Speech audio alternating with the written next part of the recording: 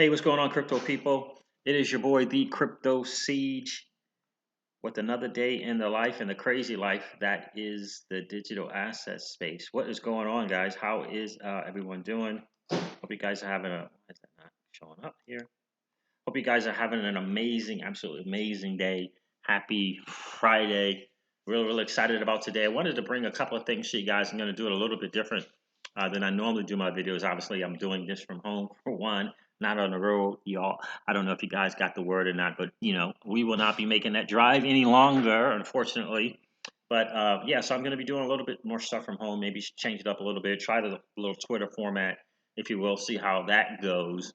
But listen, there's been a lot of crazy things kind of going on. I don't see how it's possible to not be extremely excited about the future. That is XRP and the company Ripple. Absolutely exciting, and even for some of us that might be MoneyGram hodlers as well. Exciting times. I know the price went down a couple of days ago, but boy, oh boy, I tell you, yeah, loving our position both in the traditional stock and in the options as well when it comes to MoneyGram. Really excited about that. So, listen, I wanted to hop in here real quick and just talk a little bit about some things that I've seen on Twitter. I don't know. This guy here, Tony Valentino. You probably heard the digital asset investor kind of highlight him a couple times. Interesting guy. Very interesting guy. He has an interesting personality and a interesting point of view on some things. But here's what Tony Valentino said. He said, "Hey, Ripple, tell your handlers that the XRP community aren't selling." Correct about that. They aren't selling, not even one XRP. So they are wasting their time by crashing the value of XRP. We will only buy more. I agree with that 100%. They can either get on with it or lose more XRP to the retail sector at dirt cheap prices. Very interesting. Very interesting point of view, right? In a lot of ways, he is definitely speaking the truth for sure, right? Interesting. They can either get on with it or lose more XRP to the retail sector at dirt cheap prices. It's an interesting point, and it's very valid. It's very true. But in the end, I don't think that they care so much about that small segment of the entire globe that are XRP retail holders. I don't think they are concerned with that at all, because in the grand scheme of things, the amount of XRP hodlers is insignificant, right? In the grand scheme of things. But he is right on his thought process. We will be buying, and we are not selling. And but I think the smart people at Ripple and the other people that they are partnering with, in whatever way they are, in the grand scheme of things, in the big picture in terms of liquidity, I think they know that. And between the brilliant people at Ripple, and again, whoever they might be, helping to solve this liquidity problem with, whoever they're working with, whoever that is, whether it be central banks, whether it be the Federal Reserve, they know that, right? Because the people from Ripple, the smart people from Ripple, can educate them and inform them on in fact, what the retail hodlers are doing and plan on doing. I think they have a good insight on that, from Ripple. I think they know what we're doing. I think they know uh, that we're going to be holding because they know that this community is very smart and they know the value of the digital asset that they hold. But I think that they're prepared for this holding thing. I really do believe that from the retail perspective. And interesting thing here that I saw from Warren, I think it's the Senator Warren Davison, right? Interesting thing here. He says, if the dollar were tokenized as a true digital token, full DL, think of the impact. And this is the guy, right? Wasn't this guy responsible for the Token Taxonomy Act, or part of it, partly responsible? That I believe that he was.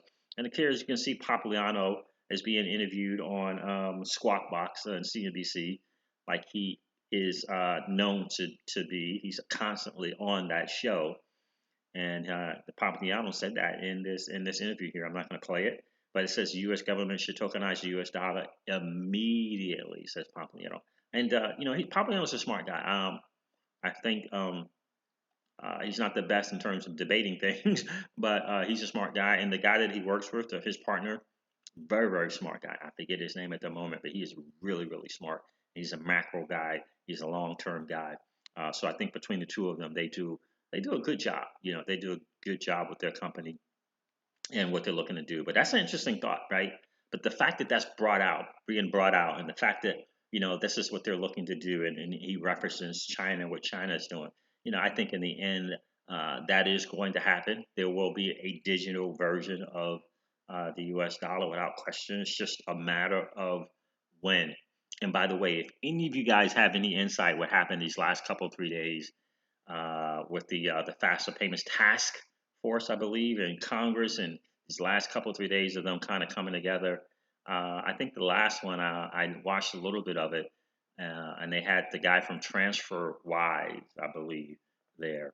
I listened to some of that, but I didn't get a chance. I only got to listen to the intros of what was it, 5 or 6 panelists. I didn't get a chance to listen to the conversation, so the back and forth questions.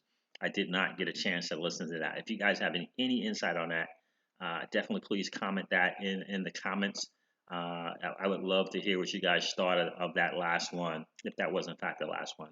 Would love to hear from you guys. But yeah, interesting thing, Pompliano, digitize the U.S., tokenize the U.S. dollar immediately. Anthony Pompliano. He's just definitely a fan of the digital asset space, and that's the most important thing, I think. That's the most important thing, I think. So here's something from King Solomon.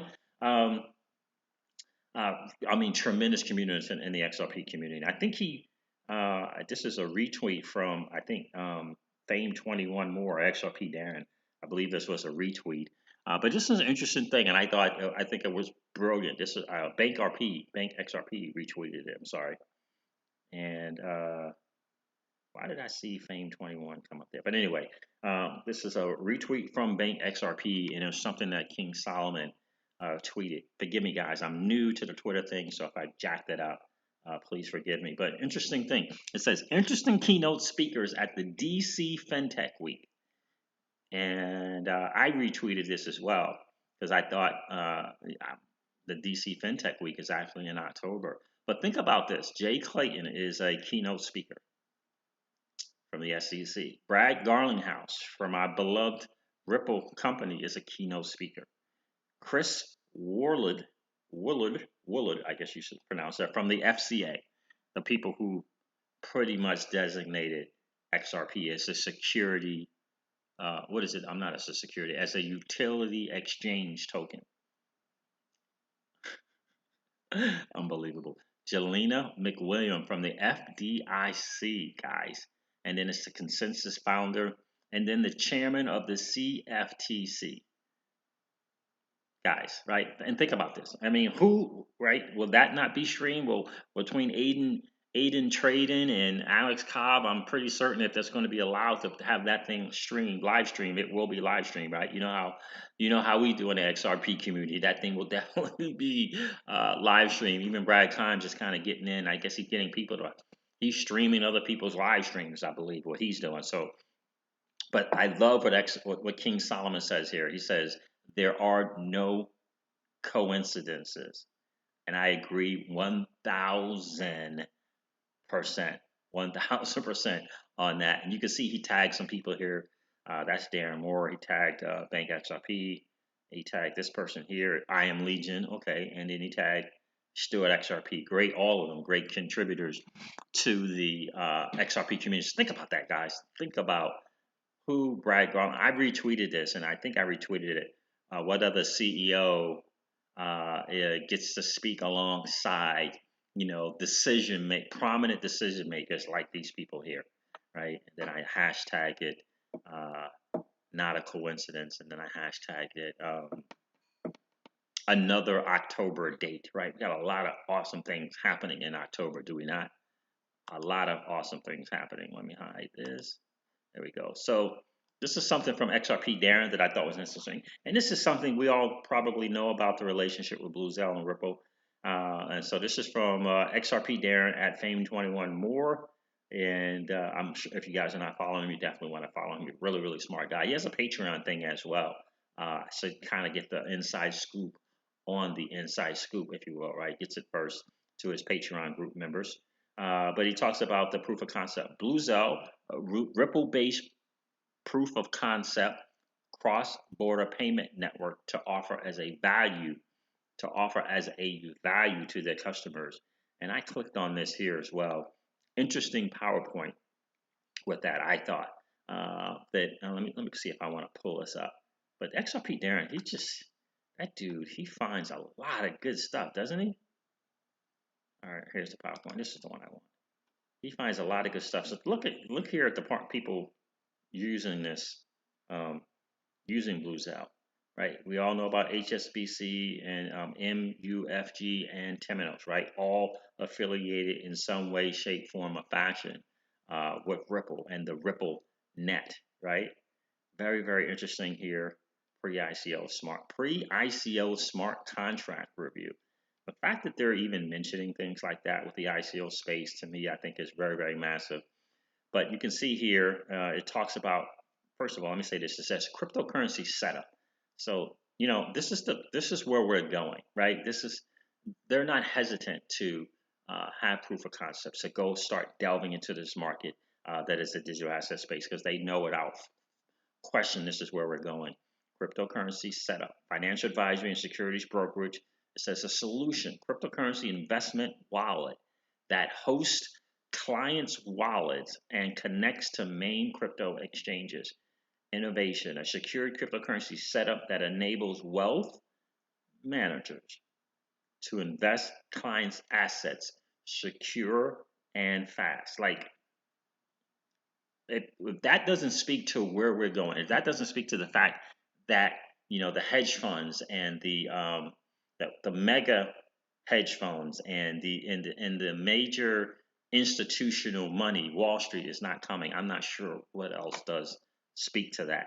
But look at this cross-border payments, core banking platform integration solution, Ripple-based PLC cross-border payment network to offer as a value add to their customers. It's just so smart. Innovation, end-to-end verification of senders and receivers, creating an inherent system of trust. And you probably heard that throughout this congressional hearing the last 2 or 3 days. This system of trust. And if you're really checking out the verbiage, there's certain people, whether it be on the panel or whether it be from the people from Congress, if you can find a couple of intelligent ones that know what they're talking about, they'll use different words that all speak to the greatest digital asset ever created. That speaks to the Ripple net. That speaks to the IOP. And so this is another phrase here: an inherent system of trust. So who knows what's going to happen with Fed now or Fed later, if you like to call it that. But in either case, we all know that XRP will be in the foundation within that framework of whatever they're looking to do moving forward. Here's something else that I found from this is a really, really good website. And if you haven't heard about it, I'm sure you guys have, but you definitely want to check it out. If I can get my slow computer to load up here, but you definitely want to check this out. I think it's called XRP Right Now. Yep, XRPRightNow.com. And the latest news is up top here, and it talks about Korea's second largest bank is now a confirmed Ripple partner. Now, I've been kind of seeing some titles on YouTube. I didn't read this article, but it keeps going, right? It keeps getting better and better and better. And I don't think that the moves that they're making are an accident. I think it is very strategic and it's very intentional. We also found out about Pakistan, one of the Pakistan banks as well. We all know about India and all things going on with India. So here it's talking about Korea's second largest bank is a confirmed Ripple partner. Here it talks about breaking news that Tata Consultancy Services launches real-time payments with RippleNet, and then the National Bank of Gujarat joins RippleNet, right? It just, every time you turn around, there's a new partnership. And, I know you guys have probably heard about HSBC, but the fact that they made statements bold whether it be in an interview or whether it be on stage or whatever it might be about the XRP ledger, is massive in so many different ways. So HSBC says that the XRP ledger is a potential game changer. And again, I'm not going to read the article, but I would definitely encourage you guys, if you haven't already, go check out xrprightnow.com. Really, really nice website, really well put together. Does a really, really good job. He or she does a really, really, really good job of keeping up with everything. So definitely go check that out.